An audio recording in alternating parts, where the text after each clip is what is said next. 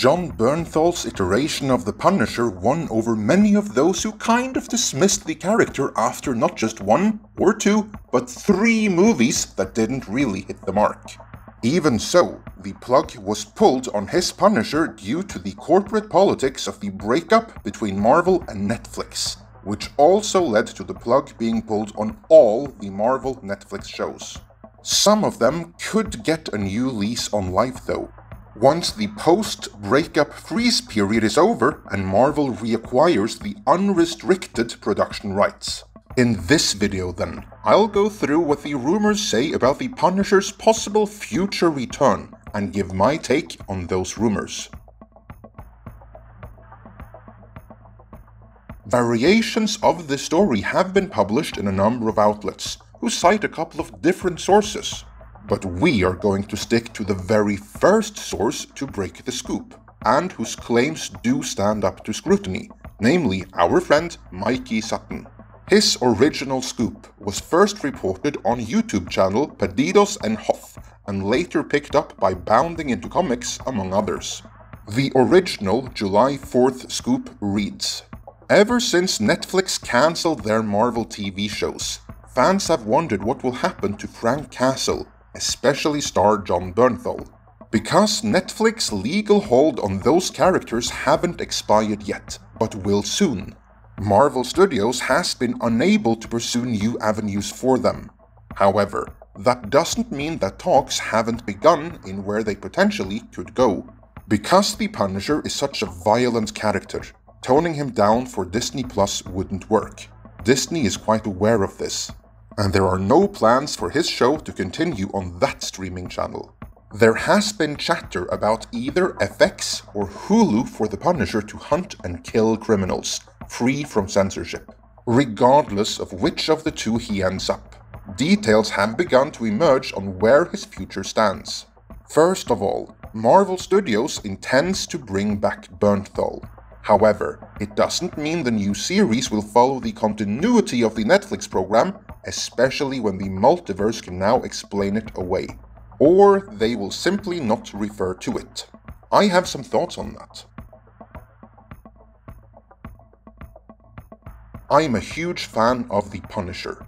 So much so, that if you were to ask me what my favorite comic book character of all time is, then depending on the day, the answer is either going to be the Punisher, Judge Dredd, or Conan the Barbarian.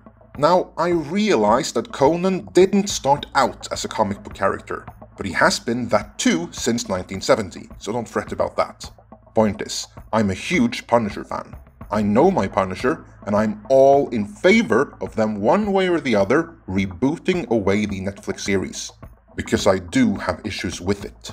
Not so much with Jon Bernthal. I like him as the Punisher fine, but I don't love him in the role as much as some others do. Both Tom Jane and Ray Stevenson were awesome too. In terms of looking like the character, Steven was if anything the best. And if there was a way to splice together the 3, maybe with the physique of Dolph Lundgren, the first to take on the role, that would have been ideal. That can't be done, of course. As such, I'm happy to see Bernthal reprise it. What he lacks in sheer bulk, he makes up for in intensity. So my issue isn't with Bernthal, but with the Netflix iteration of the Punisher as a character. Honestly, I thought he was at his best in Daredevil Season 2. There, he was the Punisher. In his own series, not so much. I didn't really like Season 1, due to there being this major conspiracy surrounding the death of his family, a conspiracy which had its roots in his own service. That is a legacy from the 2004 movie, which there was no need to bring into this series, because it completely missed the mark. In the comics, and in Punisher Warzone, the only movie version of the Punisher to actually get this right, Frank Castle and his family are the random victims of organized crime. There was no conspiracy behind it. He didn't do anything to make himself a target. It was completely random. The Castle family were simply in the wrong place at the wrong time and happened to stumble upon a mob execution. If they were caught in the crossfire, or targeted after the fact because of what they witnessed, depends on the writer, and it is utterly besides the point in any event. What is the point is that it was random. It wasn't personal.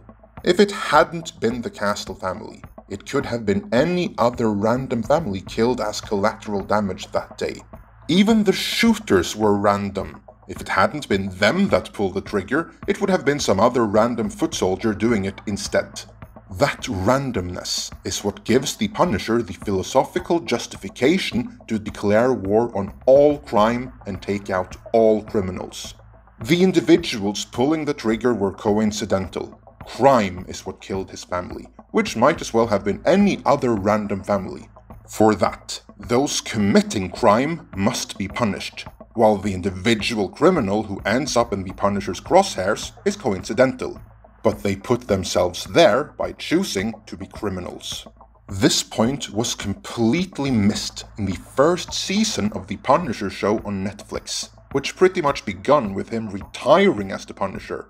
And it took 2 whole seasons and as many side quests to send him back towards the path of being the Punisher.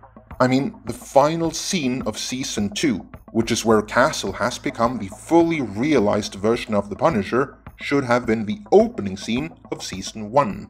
So yeah, if we can soft reboot all of that away, and pretend that all of that conspiracy around the death of his family never happened, that they were randomly gunned down in a mob hit gone wrong instead, then that is fine by me.